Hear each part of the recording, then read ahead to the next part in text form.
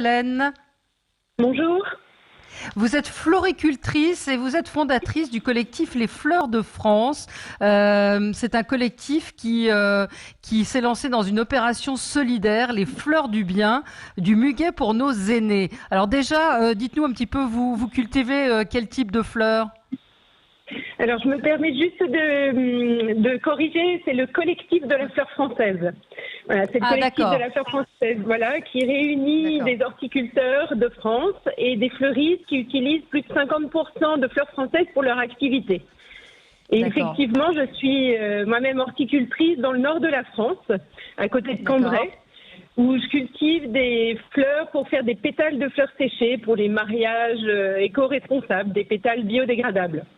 D'accord. Votre activité pendant le coronavirus, évidemment, comme pour beaucoup, s'est ralentie. Vous avez de la chance puisque vous les séchez vos fleurs, alors, donc vous n'êtes peut-être pas. Voilà, exactement. Donc, ce sont des fleurs qui gardent. Et puis, et là, moi, j'attends la prochaine récolte pour engranger de nouveaux stocks. Donc, je suis moins touchée. Et comme ça me permet justement de m'occuper énormément en ce moment du collectif. Et notamment justement de cette opération dont vous parliez, les Fleurs du Bien. Alors dites-nous en quoi ça consiste. Voilà, donc en fait jusqu'à ce soir, nous collectons des dons qui nous permettent d'offrir du muguet aux résidents des EHPAD et à leurs soignants. À ce jour, on a déjà 250 EHPAD dans lesquels nous pouvons aller. On a déjà commencé les livraisons de muguet et cela représente 30 000 pots de muguet. C'est colossal, donc on est vraiment très très heureux. Ouais, exactement. Et donc c'est une collecte, peut-être expliquer, c'est une cagnotte. Il faut aller sur internet sur KissKissBankBank, c'est ça ? Exactement, jusqu'à ce soir minuit. Vous pouvez donc faire vos dons là et en fait pour 10 €, vous offrez 2 pots de muguet, c'est-à-dire un pot pour un résident d'EHPAD et un pot pour un soignant. D'accord. Donc 10 €, oui, c'est un geste qui permet de faire plaisir à la fois, vous le dites, aux soignants, aux personnes âgées dans les EHPAD, mais également les producteurs de muguet qui sont aujourd'hui, j'ai vu un reportage hier vraiment très triste où on voyait un monsieur qui était obligé de jeter les 3/4 de sa production parce que pas les moyens plus de personnel pour le récolter et puis pas de débouchés pour le vendre. Oui, exactement. C'est ça qui est magnifique dans cette opération, c'est que vous faites un don et vous faites 3 bonnes actions. Les résidents, les soignants et l'horticulture, qui effectivement, avec cette décision de laisser les fleuristes fermés, prive tous les horticulteurs de débouchés et c'est absolument dramatique parce que la fleur est un produit vivant et qui continue de fleurir. En plus, il fait très beau, donc tout fleurit très vite, en avance. On a même les pivoines qui ont commencé très très tôt. Et donc cette opération-là nous permet de soutenir 9 producteurs de muguet. Sachant qu'il n'y en a pas beaucoup en France, donc c'est une grosse partie. Et c'est vrai qu'un collectif de la fleur française sans fleur française, ça n'a plus de sens. Bah oui. Les fleuristes ont été un peu oubliés dans les professions. On a parlé des coiffeurs, on parle des restaurateurs. On commence seulement à parler des fleuristes et de l'impact de la fermeture sur ces magasins. Qu'est-ce que vous pouvez nous dire là-dessus ? Je trouve ça dramatique parce que c'est vrai que les bouchers, les boulangers nourrissent le corps, mais les fleuristes nourrissent l'esprit. Les fleurs sont quand même essentielles en cette période. D'ailleurs, on voit bien que les sites de vente de bouquets par correspondance ont explosé. Donc c'est un petit coin de nature qu'on peut avoir en étant enfermé. C'est vraiment une incompréhension totale, je pense, du gouvernement d'avoir fermé ce pan de l'économie. En plus, c'est une économie vertueuse parce que le fleuriste est le dernier maillon de la chaîne, mais l'horticulteur cultive des relais de la biodiversité. Et la biodiversité, c'est l'équilibre naturel qui permet de lutter aussi contre les virus. Donc, vous voyez, c'est quelque chose de totalement incompréhensible. Donc, on rappelle, on va sur KissKissBank.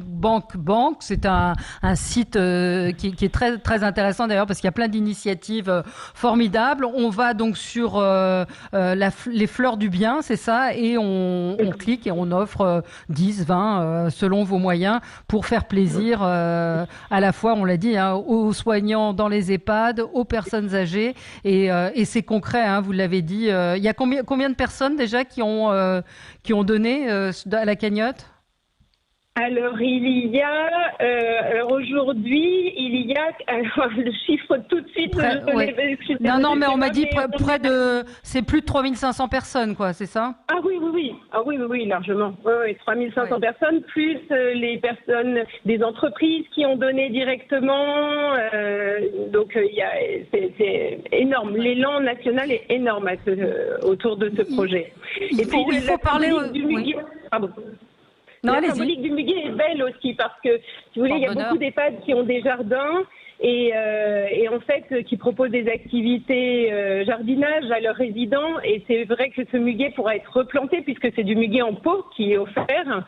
Et ce muguet pourra être replanté par les résidents ensemble et rester dans le jardin et en souvenir de cette période absolument inédite. Je pense que c'est un beau geste en plus. Et il va falloir aller chez les fleuristes. Donc c'est vrai que les finances de beaucoup de gens ont souffert, mais vous le disiez, les fleurs, ça fait du bien.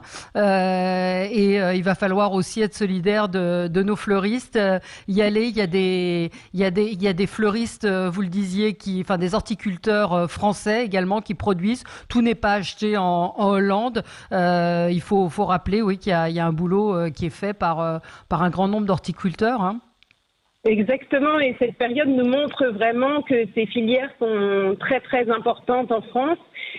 C'est vrai que de nombreux fleuristes là se tournent vers le collectif en se disant mais oui, cette économie existe, c'est une économie rurale, vous savez, ça fait travailler beaucoup de personnes dans les campagnes, que pour cultiver des fleurs, il faut beaucoup de main-d'œuvre, beaucoup de monde pour récolter. Donc c'est très important aussi. Et là les fleuristes, heureusement, peuvent quand même travailler sur commande, mais ça représente rien du tout et c'est pas vrai grand-chose par rapport à l'activité. C'est vous qui avez eu l'idée de cette opération solidaire? Alors c'est Mathilde et Audrey qui qui ont fondé Désiré Café Fleurs, qui sont membres du collectif et qui sont d'ailleurs au conseil d'administration. Et voilà, c'est elles qui ont initié cette idée des fleurs du bien.